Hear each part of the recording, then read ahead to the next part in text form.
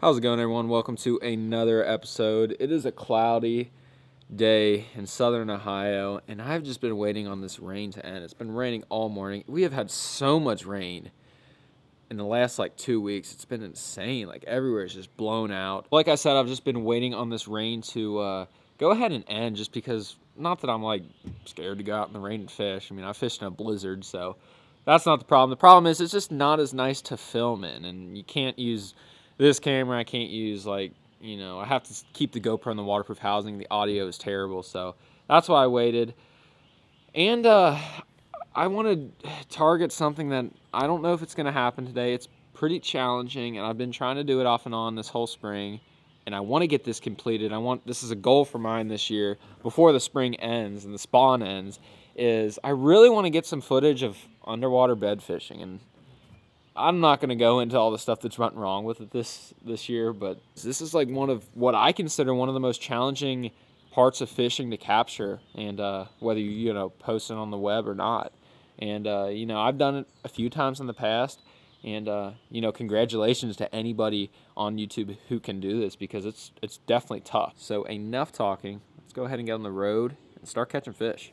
I'm really trying to figure out A, where I need to fish, and B, if the bed fishing might be out of the question now. I want to show you what all this rain has done to this place. I've been fishing this particular body of water for probably about 5 years, and I have never seen this thing flood this bad. I've seen the water come up a little bit due to rain, but I've never seen it like this. Look at this. Look. I mean, I used to fish right here. You can see the edge of the trees where the water used to be. That's where I used to fish. This is crazy, literally. And the thing about it is, I don't know if these fish will be up bedding. It's gonna be hard. I'm gonna have to find the right bank to do this on now. Fish may get up here in bed where it's flooded, but typically I feel they don't really go up there in bed, because the fish know where the water line normally is, and they'll bed around that. Now I think there could be fish up in here ready to eat, but as far as underwater GoPro footage goes, it might prove to be a little bit more challenging. It's already challenging enough, but it might prove to even be more challenging. We're gonna make the best of it today. We're definitely gonna catch some fish, and I'm just gonna put the GoPro on and start fishing and see what happens. Okay guys, so I kind of have an aerial shot of today's condition. The water used to be all the way out here, but look, it's all the way up, super flooded. And I mean, it's beautiful conditions out here though.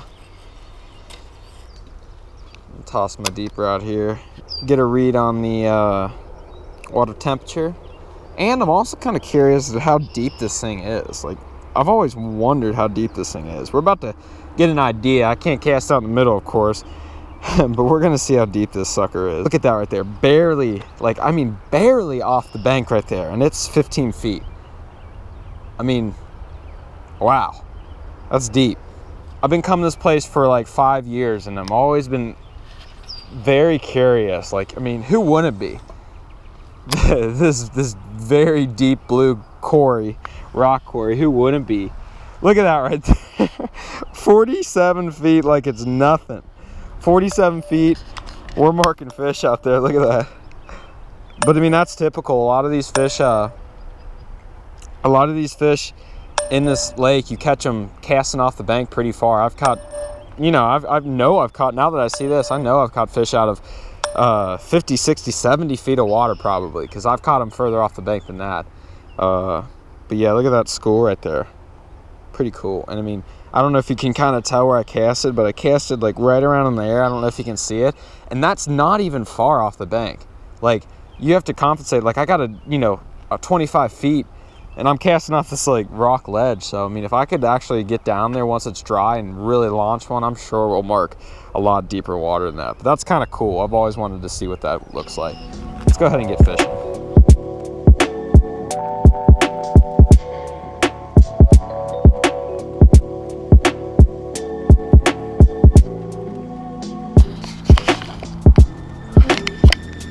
I'm gonna go ahead and put this jig on, that way I can cast more effectively and just blind cast these fish, hopefully.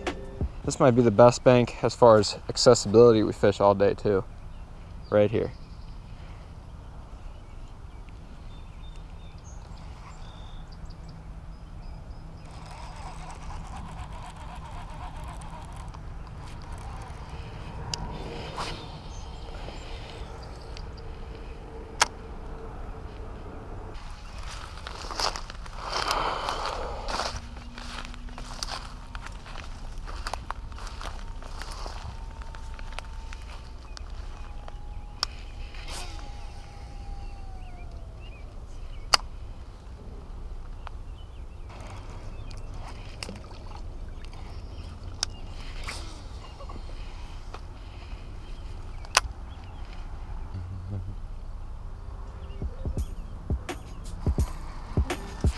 There he is.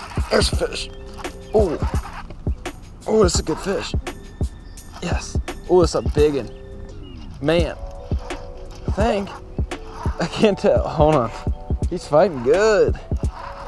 Could just be a fighter. I can see his head down there. Oh, yes. Oh, my God. This is a freaking tank. He is a football. Oh, my God. This fish is a football. I mean, wow. Oh, my gosh. Wow. Wow. Don't lose this one, Cold. You want this one. You want this one, Cold. Wow, that is a football of a fish. There's nothing like catching a big old fish in crystal clear water. Nothing like it. Look at this thing go. Beautiful colors. Man, that is awesome. All right, now we got to figure out how to get him. Okay. Come here, baby. I'm just gonna kind of, she's stuck perfectly right in the roof of the mouth. Wow, she's still going. Okay. I'm just gonna kind of drift her up in these reeds and get her. Wow, wow. Man, that is a chunk fish. Stuck it beautifully right there. Look at that. Wow. Man, look at the bloody tail on that fish too. I might have just blind casted a spawning fish. Whew, this is just, you know, beautiful scenery adds to a fish catch, if you know what I mean. And that was just, man, it is so green out. The water is crystal clear. Beautiful fish right there. And it fought so hard. I mean, at first I was like, yeah, that's a big fish. And then, like, I saw its head down there. All I could see was the head, like, going through the water. I couldn't really tell how big it was. I mean, that is a gorgeous fish, though. About a 4-pounder, I'd say. Pew. Look, this fish has, like, stripes, almost like a smallmouth. Look at that. Like, right here, there's, like, a second lateral line. That is so cool. All right, I'm gonna snap a picture and let this bad boy go. All right, girl, thank you for the ride. I appreciated it. Go on back. Whew.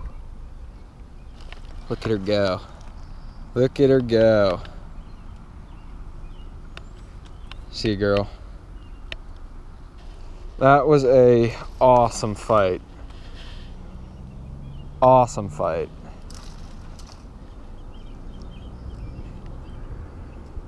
Just absolutely cream that little jig.